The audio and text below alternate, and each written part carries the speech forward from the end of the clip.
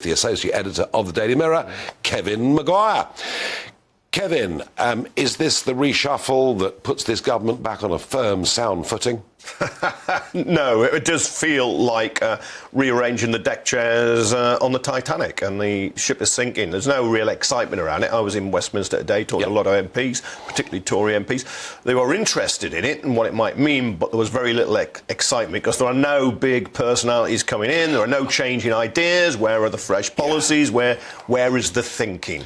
Yeah, I mean, the Tory party chairman, traditionally, has been a pretty big, grandy type figure. I doubt many people could pick this bloke out of a lineup. No, he's a former banker, a London MP. He's been a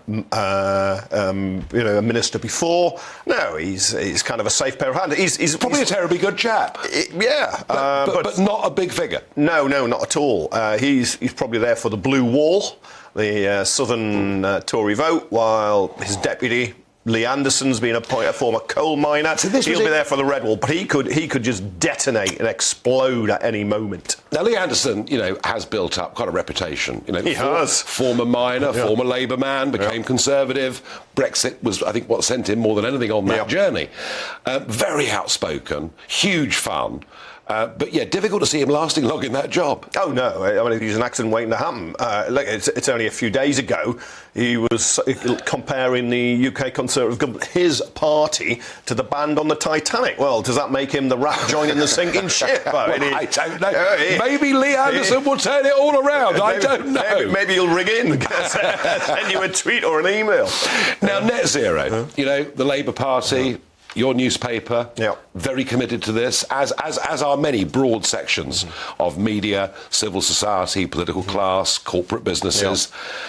You can't have energy security and net zero, can you? Yeah, the two are the same. Because if you generate your own energy, nuclear and renewables, and I concede it's a huge push, a lot of investment, it'll take time, you will have security. The lack of security is relying on gas, which generates around half of the UK's electricity at the moment, because we see with Putin invading Ukraine what can happen to prices and supplies. So if you produce your own clean, green energy, which nuclear? So you're pro-nuclear? Yeah, absolutely. It's I don't think you could get enough wind turbines, water. Well, do you sense the country's come around to thinking pro-nuclear? I think that's right. About 10% of our electricity at the moment is nuclear. It's tiny. And we need a British nuclear industry that can build these plants instead of relying on the French or the Chinese. We import up to 9% of our electricity some days from French, Northern European production. Look, the problem with this is that's a very long way off, isn't it? You're going to still continue burning carbon fuels in the meantime. There's no way around that. I fill up my car, I'm using a carbon fuel. When I switch on my lights at home, I'm using largely a carbon fuel. But if you have the push, you can get there. It's interesting because some people think it's wrong to take energy out of business and industry as an area because it is so central to business and industry. But I think Sunak's done this because he wants to focus. He wants a cabinet minister to just focus relentlessly on energy. I think, look, whatever policy decisions we take in energy, the idea that it's a separate department is absolutely right. It's back to the future. It's happened before. Yeah, but it needed to happen. It needed to happen. Well, I think on balance, it's the right move. The trouble with net zero, Kevin, is it's the poor, low-income people who've been picking up the tab for it for the last 20 years. It depends how you price your energy, of course. And you can we've loaded subsidy onto electricity bills. We've done all those things. You can have social tariffs, and you can reduce costs for people on lower incomes, and you can, for instance, the steel industry, which is incredibly energy intensive. So now, look, net zero is all about saving the environment, the country, and the planet. Because global warming. If China played the game, if Indonesia played the game, got to get them all together. If India played the game, we are less than 1% of CO2. You're quite right. But if you're going to push for other countries to change, you're going to have to change yourself.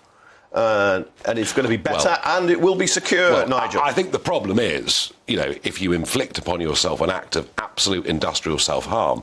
And I would argue to you, as somebody from the north of England, we've seen so many of our refineries, our chemical factories, our aluminium smelters, they've all closed, or nearly all closed. Steel, Nigel, Redcar. The cheapest electricity generated now is renewable wind power. On a good day. You can't rely on it entirely. No, Look, that's the I point. accept that, which is why I also back, and a lot of other people do now, nuclear power. They've come round to it. It's going to take time. Change of tack. This is interesting. Defence.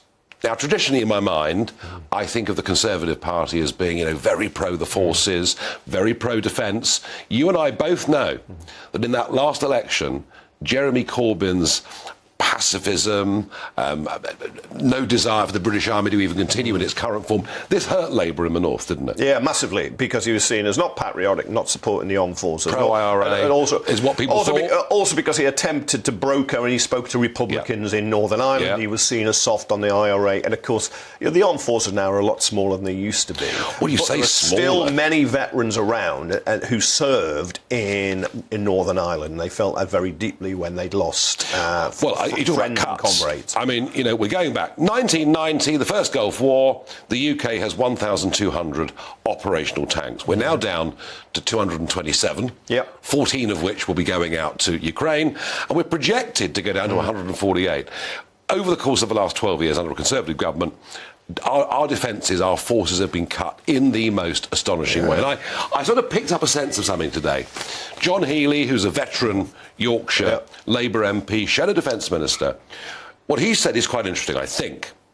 There is an immediate need for a stockpile strategy to sustain support for Ukraine and rearm Britain.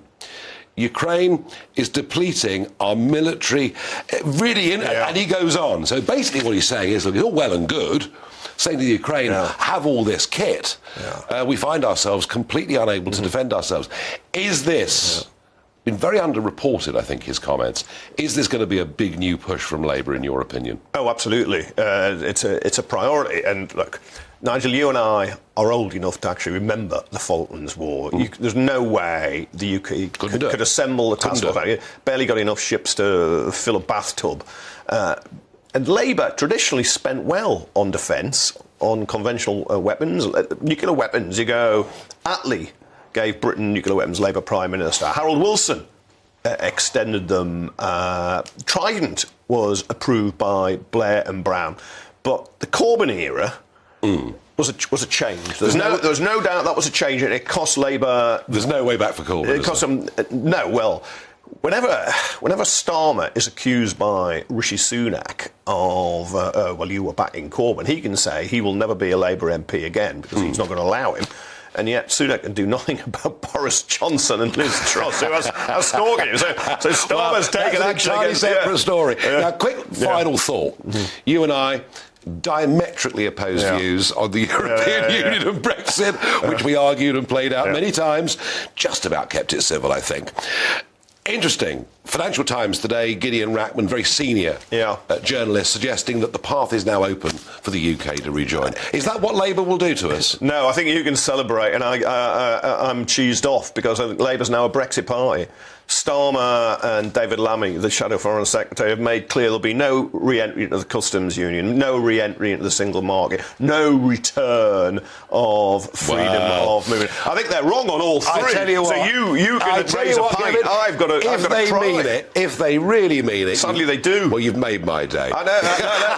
Sadly, they do. Because they've said it so what? There is no way you could get anything through Parliament, either with the votes or with any legitimacy, if you make clear this side of a general election, you would not do that. I hope down the line, they never give up. They never, ever give up. No, but, well, quite right. You never did, so why should we? Touche, you got me on that one.